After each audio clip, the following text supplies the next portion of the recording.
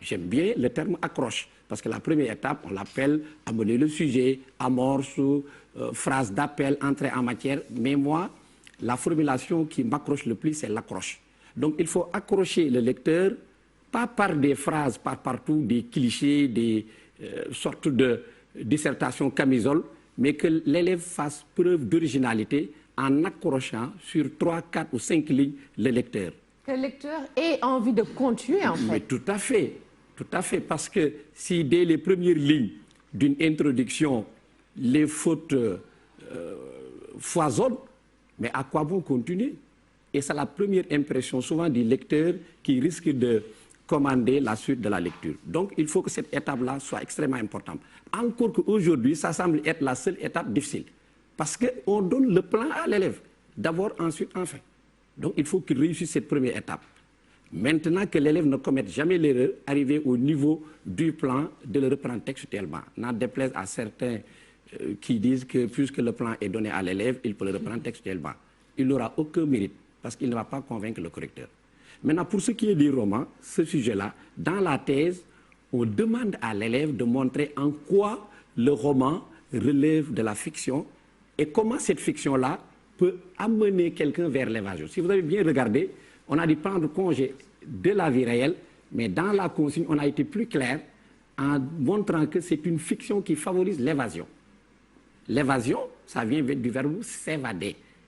On s'évade souvent de prison. On considère que le monde dans lequel vous et moi, nous évoluons, n'est pas très loin d'un univers carcéral. Il y a la peur, il y a l'injustice, il y a coronavirus qui hante le sommeil des Sénégalais. Le temps d'une lecture, on est accaparé par la beauté de la fiction, la beauté de l'histoire qui nous fait voyager dans un autre monde. C'est créer un propre monde autre que la réalité. Mais oui, c'est un monde de fiction. C'est un monde qui nous fait voyager, qui nous projette, qui nous déconnecte des pesanteurs de la vie. Mais dans un sujet comme ça, est-ce qu'il y a aujourd'hui des romans qu'on peut utiliser pour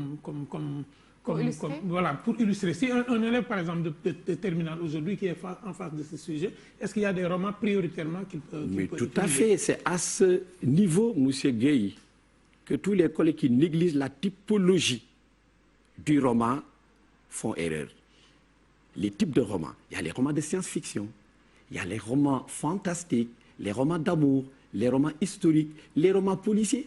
Ces types de romans-là, en les lisant, soit la trame narrative, soit le cadre spatio-temporel, nous éloignent des tracasseries de la vie quotidienne. Par exemple, quand je prends le roman du français Pierre Boulle, Boulle, B-O-U-2-L-E, 2-L-E, Le monde des singes.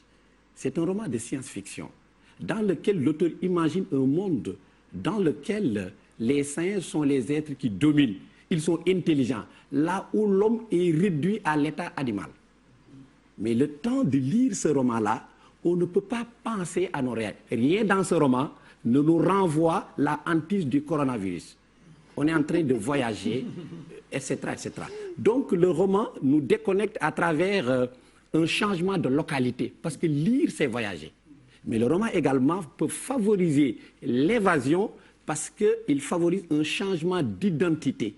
Quand je lis un roman, j'ai tendance à me mettre dans la peau de certains personnages qui m'auront séduit par leurs qualités humaines, mais également les belles aventures qu'ils vivent. Mais c'est ce que vous êtes en train de dire, c'est ce que l'élève doit dire dans le devoir. Mais tout à fait. Okay, tout parce à que fait. moi, ma préoccupation, c'est qu'est-ce que l'élève doit dire dans ce cas-là? Quels sont les romans qu'il doit utiliser?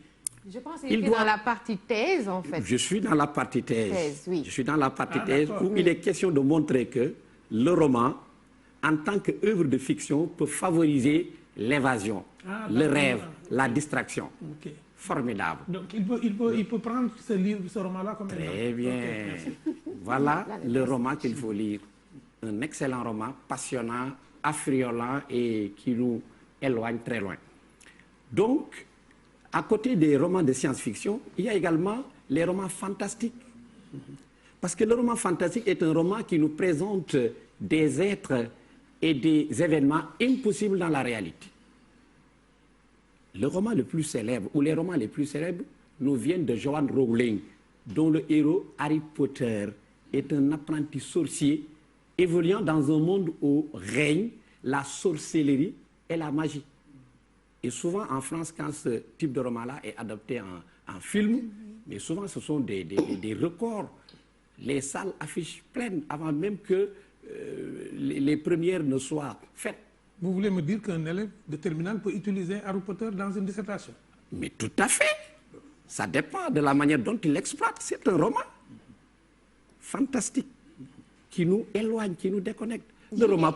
En tout cas, J.K. Rowling est très adoré des jeunes. En tout cas, c'est la remarque qui est faite. La question pertinente qu'il faut se poser, pourquoi ce roman-là est très adoré?